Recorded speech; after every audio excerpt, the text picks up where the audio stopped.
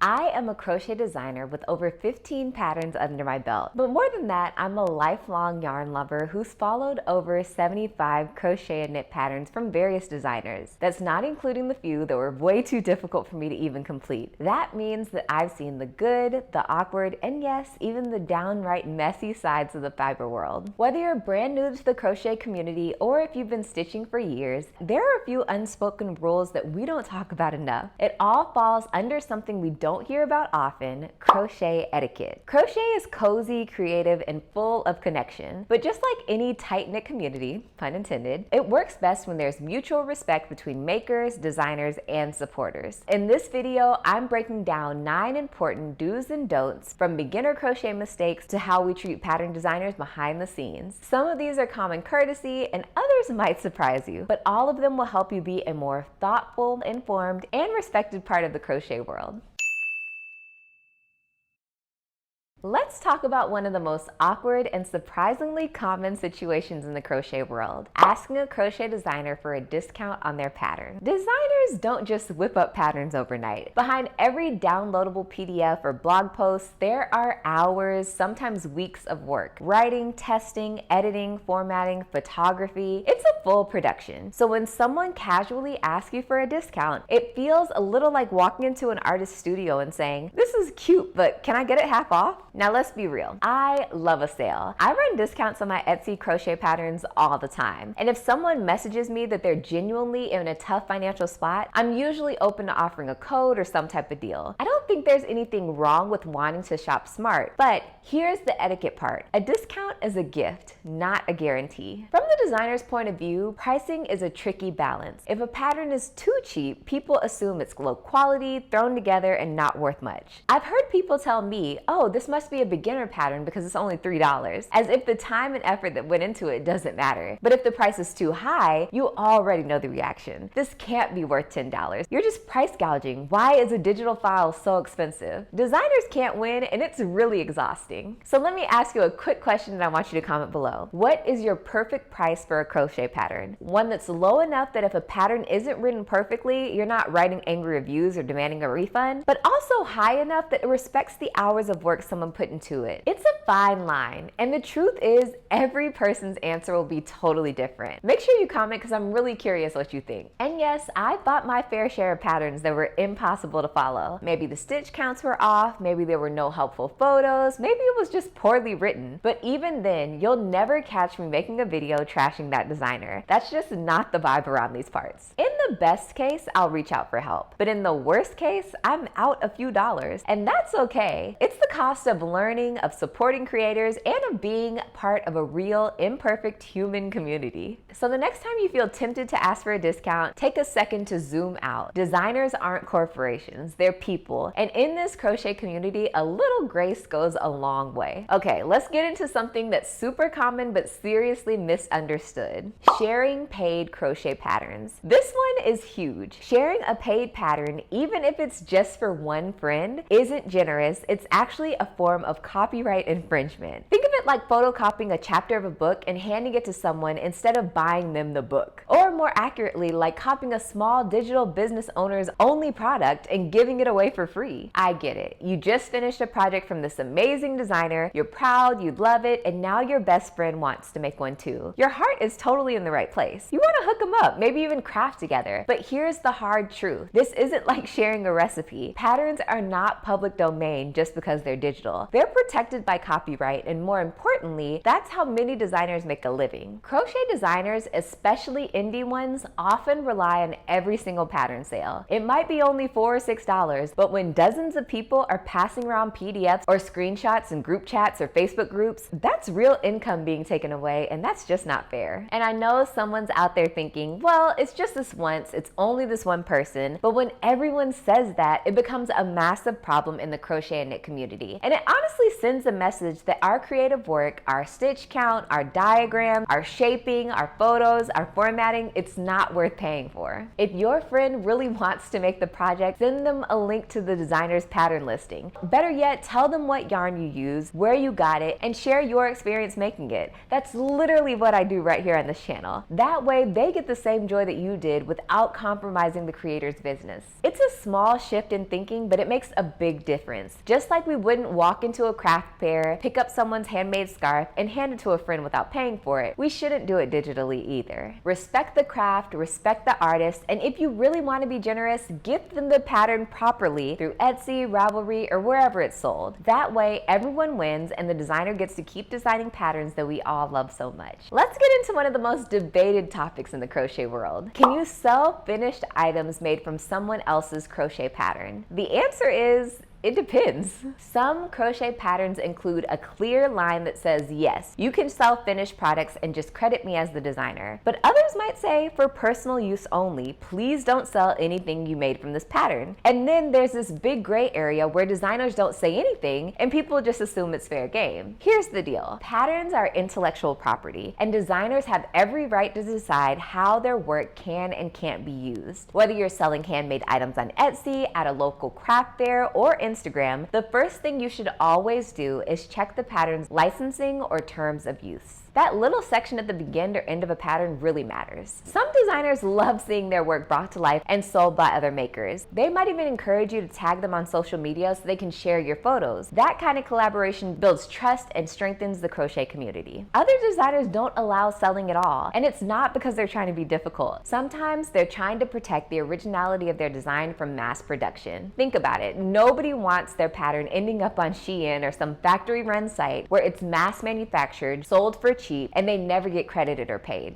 And that brings us to the hard truth. Whatever a designer decides for their pattern is their right. Even if you don't agree, even if you think it's just yarn and stitches, even if you're running a small handmade business and could really use that item in your shop, if the designer says no, it means no. And no, they don't owe you an explanation. It doesn't matter if it's just for a small pop-up market or only a few friends. If they put the time and talent into designing that pattern, they get to set the boundaries. It's part of respecting the creative labor behind the pattern. That said, if the pattern does allow it, it's just good crochet business etiquette to credit the designer wherever you can. In your Etsy description, your Instagram caption, your craft booth signage, just a quick shout out or link goes a long way. It helps customers find the original designer, build transparency, and create a network of trust between makers and designers. So, before you start selling that adorable plushie, trendy tank top, or best-selling beanie made from someone else's pattern, take a minute to double check. Is this commercial use allowed? Are there specific credit requirements? And am I honoring the spirit of the crochet community that I love being part of? When we respect designers' boundaries, we help protect the art form, and this keeps the handmade space thriving for everyone. This one hits close to home because I definitely didn't want to make this mistake when I started posting projects on Instagram and YouTube. If you post a photo, reel, TikTok, or video of your finished crochet project that you made from a pattern designed by someone else, tagging the designer is just good crochet etiquette. It's not just about giving credit where credit is due, although that's super important. It's also a way to help others in the crochet community find the pattern, try it for themselves, and support the original creator. Let's break it down. As a designer, I hope that people who complete my patterns will tag me. It helps my patterns reach more people, and it shows me how my work is being brought to life by other makers. As a maker, if I'm sharing someone else's pattern, tagging the designer makes it clear who to reach out to if someone has a question or a problem with the instructions. Because here's the truth, I am not customer support for a pattern I didn't write. I might have had issues with that pattern too. I might have had to improvise or find a workaround, so if someone comments, hey, my stitch count is off, what do I do? And I didn't design the pattern, I'll say, here's the designer's info, try reaching out to them directly. Tagging the original creator doesn't just protect them, it protects you too. It sets boundaries and ensures that everyone knows exactly where the pattern came from, especially in a time when reposted photos and viral crochet videos spread like wildfire. And I'll be honest with you, not every pattern I follow or design turns out perfectly. Some need tweaks, some need extra help, and that's the nature of handmade. It's trial, error, learning, and creativity. So don't feel like tagging the designer means the pattern was flawless. It just means you're acknowledging their creative work and pointing others in the right direction. If something went wrong, take it up with the right person, the designer. If you're a content creator like me, whether you're a crochet YouTuber, a maker on TikTok, or just posting on your Pinterest, being intentional about tagging pattern designers builds trust. It also makes you look more professional and plugged into the community. Here's your quick crochet checklist for social media. Did I use someone else's pattern? Did I link or tag them in the caption? And am I being clear that I didn't design this, I just followed it? If the answer is yes, you're good. If not, it's never too late to edit a caption, drop a link, or reply to a comment with a pattern source. Let's help each other out and give designers the credit that they deserve. It makes the crochet world a way more respectful and inspiring place to be. Let's talk about something that gets personal really quick. Leaving negative feedback in public and doing it without tact. Having an issue with a crochet pattern is totally normal and very common. Whether it's a confusing row, a stitch count that doesn't add up, or instructions that just feel a little bit vague, we've all been there. Crochet patterns aren't perfect, and sometimes they need a second look, a little clarification, or even a full rewrite. But blasting the designer with public comments like "this pattern sucked" or "don't waste your money," that doesn't help anyone. Not you, not the designer, and not other people trying to learn from the pattern. Try messaging the designer privately. Ask your question kindly. Offer constructive feedback. Most designers, especially indie ones, want to know if there's a mistake. They care about the people using their work, and they usually want to fix the problem. A respectful message goes so much further than a one-star review with no explanation. Now here's why it gets personal for me. I once got a negative feedback in my Etsy crochet shop, and it wasn't even about a pattern I designed. In addition to my own creations, I offer crochet pattern suggestions where I carefully match specific yarns with existing patterns, even free ones, and I link directly to the original designer. It's my way of giving back to the fiber arts community, even inside my own shop. But someone left a public complaint saying they were upset I only gave access to free patterns and not the one she wanted. Ma'am, I have 187 Etsy sales and like 5,000 YouTube subscribers. That may sound like a lot, but let me be honest with you. I don't have a hotline to every crochet designer on the internet. No one is sending me exclusive patterns to hand out on Etsy. I'm not gatekeeping. I'm literally offering you curated recommendations that are already out there, just with a variety of yarn pairing ideas. And here's a little secret since we're being honest. Even if your listing says no refunds, Etsy gives you a way to issue one. Yes, there's a button on the back end. I've seen it, I've never clicked it, so I can't tell you exactly what happens, but I know it's there. If that customer had just messaged me and said, "Hey, I'm so sorry, I was really confused by the listing that the pattern in the second picture would be free," I would have gladly experimented with that refund button to try to help them out. But the way that they handled it, there's no way. I'm keeping your 75 cents. That's right, this whole situation is over 3/4. I'm about to use that to buy my husband a Sprite. And I'm not sharing this to be petty, but to show you that there's a real person on the other end of these interactions. A person who's trying to create value, build community, and maybe even make a few bucks, or in this case, coins. So before you fire off an angry review, ask yourself, did I try to reach out first? Was I clear and kind in my feedback? And is this issue something that could be resolved privately? Because public feedback can make or break a small business, especially in the crochet and handmade space. Be honest, but also be thoughtful. We're all trying our best here. I just know some of y'all clicked over to the link on my Etsy shop just to read that review. And yes, it's real, and yes, it's still there. But for those of you who are still watching, or for those of you who are just now coming back from being nosy, let's move on to number 6 on our crochet etiquette list. Expecting free help without being respectful of someone's time. In the crochet and knit community, most designers do offer support, but usually out of kindness and not obligation. And kindness doesn't mean availability 24/7. You'd be surprised at how many messages pattern designers and content creators get every single day. From DMs to Instagram to Etsy messages on YouTube, comments like, "Hey, can you help me with row number 7?" or "This doesn't make sense, can you explain it to me?" Speaking from personal experience, I love the community we've built on this channel. The comments, the combos, the support, it means the world to me. But responding to every single comment, DM, and message is no joke. It can take hours. And while I do my best, I've learned that setting boundaries is part of staying creative and staying sane. Here's the etiquette. If you're asking a designer for help, whether it's about a crochet pattern, a knitting tutorial, or even just general advice, try to be polite, specific, specific and patient. A simple "Hi, I love your work" before your question goes a long way. And please don't forget to say thank you. Kindness matters. Also, this one is key. Read the pattern first, like all the way through. Twice if you have to. Okay, quick story time because I know y'all love these. Back in the early days of my knitting journey, I was working on a pattern from a designer that I really admired, but I kept seeing the term BOR. It showed up in every section of the pattern, like BOR, K2, P2, and repeat. And I was like, what in the world is BOR? I was so frustrated. I even complained about it to my mom. She's loving, retired, and was just as curious as I was. So she spent weeks trying to figure out what BOR meant in a knitting pattern. I mean, we Googled, searched forums, everything, and nothing was clicking. Eventually, I reached out to the designer, either through Etsy or Instagram, but no response. At the time, I was really disappointed because I thought, wow, I paid for your pattern and you can't even answer a simple question. It honestly kind of left a bad taste in my mouth for a while. But here's what I realized years later. First of all, BOR just means beginning of round. That's it. Should it have been included in the abbreviations list? Yes, absolutely. But even though I didn't fully understand it at the time, I still ended up making a gorgeous piece that's arguably one of my most viral makes here on my YouTube channel and Instagram. Second, that designer has 50 times the audience that I have right now. She wasn't ignoring me. She was likely overwhelmed, busy, or just missed the message entirely. Now that I'm on the other side of this, I have so much more grace. You never know what a designer is juggling behind the scenes. Family, a full-time job, health issues, dozens of ongoing projects. So for the knitters and crocheters out there who are struggling, I see you. I've been you. Confused, frustrated, stuck on something that seems so simple. And if you're staring at BOR, wondering what to do, just know it either means beginning of row or beginning of round. Context will usually tell you which one. But most of all, keep going. Crochet and knitting are crafts that reward persistence. Ask questions, sure, but also be kind, be patient, and remember there's a real person behind every pattern you download. This one might not seem like a big deal, but it actually matters a lot in the world of free crochet patterns. And honestly, it's a mistake that I used to make myself. Not out of malice, but simply because I didn't know any better. Once I learned what was actually going on behind the scenes,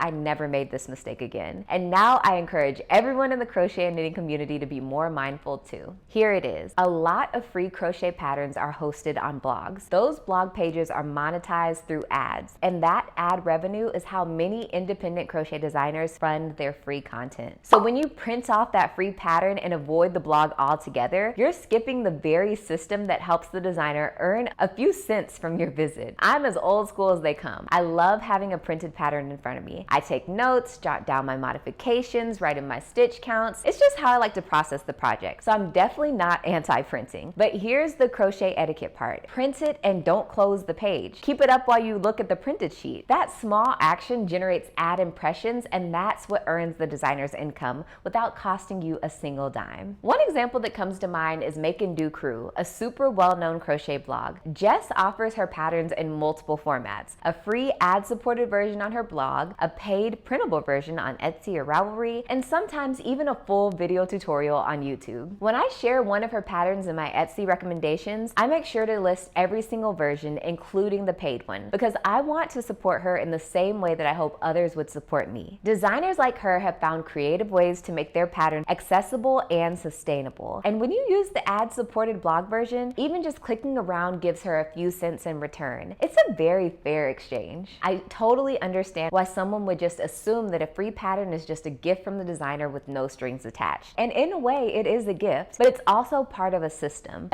where you get a well-written pattern at no cost, and in return, you offer a little time, attention, and traffic. And that's what keeps these designers going. That's what helps them afford hosting, photography, editing, and all the behind-the-scenes work that it takes to keep giving us this high-quality free content. It's a tiny shift, but it makes a huge difference in supporting the crochet designers that you love. Let's talk about something that doesn't get enough attention in the fiber world: ignoring pattern test deadlines or feedback requests. This one is so real, especially if you've ever applied to be a crochet or knit pattern tester. Most of you know I used to be a very active pattern tester back in my heyday. I've tested for all types of designers, big names, new names, indie makers, so I say this from experience. Pattern testing is not just a free pattern and a fun whip. It is a responsibility. When you sign up to test a crochet pattern, you're not just just agreeing to make something cute, you're agreeing to be part of a pattern development process. This means giving clear feedback, submitting photos, sharing corrections, and helping the designer meet their deadline on time. When you apply to test, you usually know those expectations up front. The designer typically includes a due date, what kind of feedback they're looking for, fit, grammar, stitch counts, yardage used, and what deliverables they expect, like a finished project photo or social media post. So it's not some surprise twist at the end. If you ignore the deadline or ghost the designer entirely, that's not a miscommunication. It's just very bad etiquette. Life happens, things come up, maybe you had a family emergency, got overwhelmed, or just didn't vibe with the pattern anymore. That is completely understandable, but the key is communication. If something changes, let the designer know as soon as possible. A quick message like, hey, I'm sorry, I'm not gonna finish this by the deadline, or I ran into issues and I don't think I can provide quality feedback goes a long way. Now, why does this matter? Because when designers launch a pattern, they're counting on tester feedback to catch errors, confirm sizing, and provide real-life examples. Ghosting or missing the deadline without notice can delay the entire pattern release, or worse, make a designer second-guess opening up testing spots in the future. And here's something to consider if you ever want to design your own pattern or collaborate professionally in this space. Your reputation as a reliable tester matters. Designers talk, people remember, and if you become known for flaking out, it's going to be much harder to get picked for future testing calls or collabs.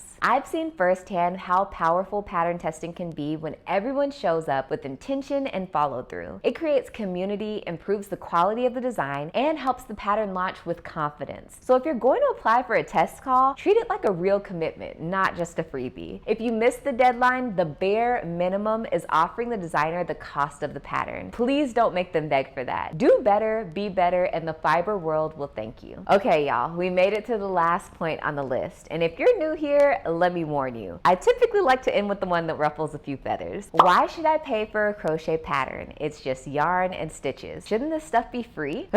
I have heard this one more times than I can count, but let's really talk about it. Yes, crochet is an ancient craft. Yes, you could figure things out by trial and error, but when someone puts together a pattern, it's not just them jotting down random steps. It's a full creative process. From the initial idea to sketching, swatches, testing, grading, photography, formatting, editing, tech editing, reformatting, uploading, promoting. It's not just a pattern, it's a product of labor, time, and talent. So when people say all crochet patterns should be free, what they're really saying is, I want access to your work, but I don't think it's valuable enough to pay for. Let's be honest, that mindset devalues the craft, and it discourages designers from continuing to create and innovate. Because when no one is willing to pay for quality patterns, eventually those quality patterns stop showing up. And that's when we're left with a sea of inconsistent, unclear instructions that haven't been edited at all. I see y'all in the comments talking about AI patterns, but can we just normalize the idea that paying for a crochet pattern is okay? It's not greedy, it's not selfish, it's simply a fair exchange. Now, don't get me wrong, I'm always here for free crochet patterns when they're available. I use them, I share them, I recommend them, I even design them. But there's a difference between being grateful for free content and expecting everything to be free by default. If you really believe all crochet patterns should be free, I've got a challenge for you. Be the change you wish to see in the world. Design a flawless pattern. Make it clear, beginner-friendly, perfectly written, and error-free. Release it to the world at no cost. Don't monetize, don't add affiliate links, no Etsy, no YouTube tutorial. Just do it out of pure generosity with no expectations of anything in return. Then keep doing it again and again and again, because you said all patterns should be free, right? But just a heads up, you'll probably still be working your 9 to 5 because this craft you love doesn't pay the bills because everything is free. Still, if you manage to do it, let me know. I love to feature your work on my channel because you'll officially be the patron saint of pattern makers, the crochet world's true MVP. At the end of the day, crochet is more than yarn and hooks. It's about people. Designers, makers, testers, beginners, and pros. People who are just trying to create something beautiful and share it with others. And people deserve respect, credit, and kindness. If you ever broke one of these crochet etiquette rules, no shame here. Just grow from it. I've definitely learned a few lessons the hard way myself myself. We're all here to get better. So let me know in the comments which one of these surprised you, and have you ever seen any don'ts that I didn't mention? Or are there any other community rules that you live by that we should all adopt? I want to hear all about it in the comments below. And if you're just here for the pattern recommendations and want to skip all the designer drama, I got you. Check out my video titled Top 6 Websites for Free Knit and Crochet Patterns. In that video, I break down exactly where you can find patterns for free, what kind of projects to expect, how to access them with no email sign up, and how to get started right away. Just easy, instant inspiration. But spoiler alert, by the time you finish this video, you might realize your frustration isn't really with indie designers. Maybe, just maybe, your expectations are too high. And listen, I can't fix that. That's a personal issue. But however you choose to crochet, just keep creating, keep showing up, and keep being part of this amazing community. And I'll see you in the next video. Bye.